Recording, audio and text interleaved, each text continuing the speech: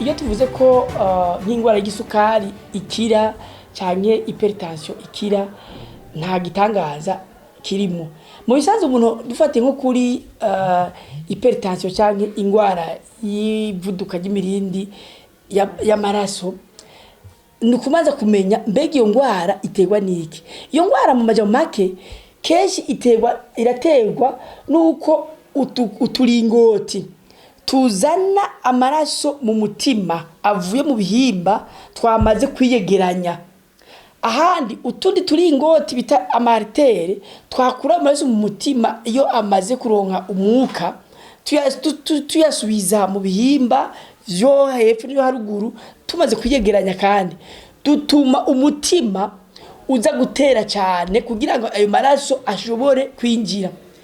None nuruhe ruhara kw'iyi myimenyerezo dukorera ngaha aya?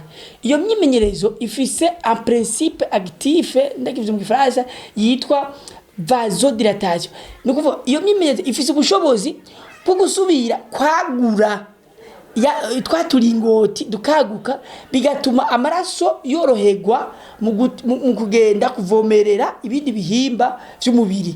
Nukuvuga iyo miringoti maze kwaguka nta zindi ngwani ziba zihari, umuntu wa murindi urugero rw'amaraso kunatembera mu mubiri rusha ruja mu bitigiri bizwi n'amategeko atakibazo biteye. Nukuvuga rero ibi vy'imimenyerezo birakiza 100% ingwara y'ivumbuka y'iminde amaraso. N'isukari nico kimwe nayo nyene.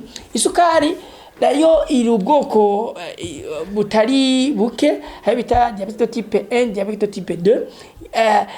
Habayeho ikibazo uyu mubiri wacu bafise amaserire cyangwa utuntu tugize utunyengingo tugize umubiri. Utwo rero hari igihe tugira resistance cyangwa dushiramo kunana kugira ngo akanyamubiri bita insuline kajeje kugira kuregera isukari ga ntibe nyinshi nikashoye kurengana nikakimukira bita plasma ngo katraverse muri icyo gisukari usanga rero ikazunguka mu maraso ni nyinshi. Iyi myimenyerezo rero iyo ikora neza ariko irafise urutonde rw'imimenyerezo rukenewe, ituma rero iza korohereza ko kakanyengo kitwa insuline gashobora kurengana mu tugingo twose indani kakaheza kakakora igikorwa cyako kajejwe ko kutuma iyo sukari gushira ku rugero rwiza isukari.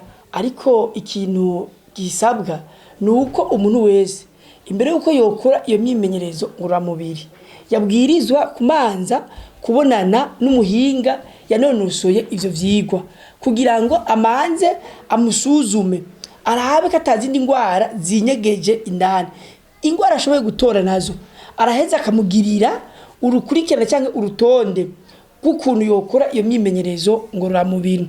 Kubera turamaze kubona iyo myimenyerezo ngororamubiri iramaze guhitana abantu benshi. Urumva umwimenyerezo ngororamubiri irashobora gukiza cyane ikica.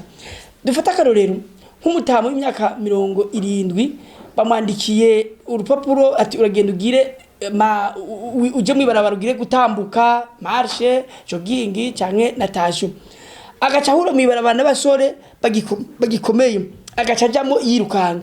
Uyu arashaka gico bita arrêt cardiaque, umutima ushaka guhagarara giturumbuka kubera ko umutima wiwe nugifise inguvu cyo gushobora kwakira ubwo buremere bw'iyo myimenyerezo ngororamubiri. Ari cigo duheruka gukora muri Université y'u Burundi muri Institut d'Éducation Physique et de Sport kugira ngo tumenye aba bantu baje mwibarabara babazi uniki. Twasanzemwo harimo ababa baje ngo baje kwivuza, harimo baje kurondera abagenzi, hari abaje kwimara ngo stress uruhagarara. Mugoco dusanga none abo bantu baje kwivuza mbega barakize, dusanga ahubwo gukira byateye byongerekana. Bamaze igihe kirekire baje mwibarabara bamazunguruka kuri jardin public kubera ko batazi ukuntu babikora, nta musaruro biheza ngo bitange. Rero iyo umuntu abikoze nabi nko bya bita massage cyangwa kugorora umubiri birafise ingaruka nziza mu gihe byakozwe neza.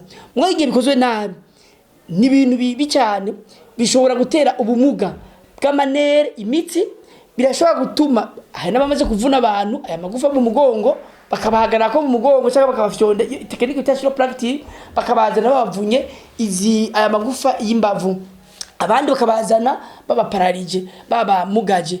Rero twosaba igihugu cyacu cy'u Burundi ababifitiye uburenganzira ko bosuzuma neza ko abo bantu bakoresha irya bimezo mibarabara bafitiye uburenganzira impamya bushobozi.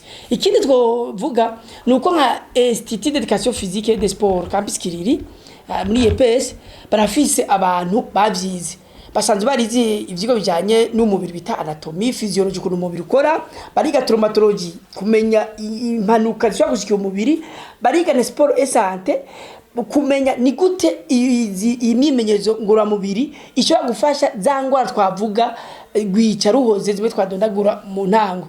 Abo rero hamwe babituye byoba byiza. Ikindi nuko nk'abaganga bagenzi banje iyo bandikiye umuntu ko yoza kugira umyimenyerezo ngororamubiri bishobotse bo mwereka ahatumbera akitura nk'iki kigo cyo ngaha Mirohero ni kigo kimaze igihe kitari gito kandi abatari bake barakizi, canke akitura kuri Rwakarede canke Clinique Prince Rwagasore n'ahandi baba bazi hari ayo ma centre ashobora gufasha abantu hako baje mwibarabara bibaza mu gihe gukira.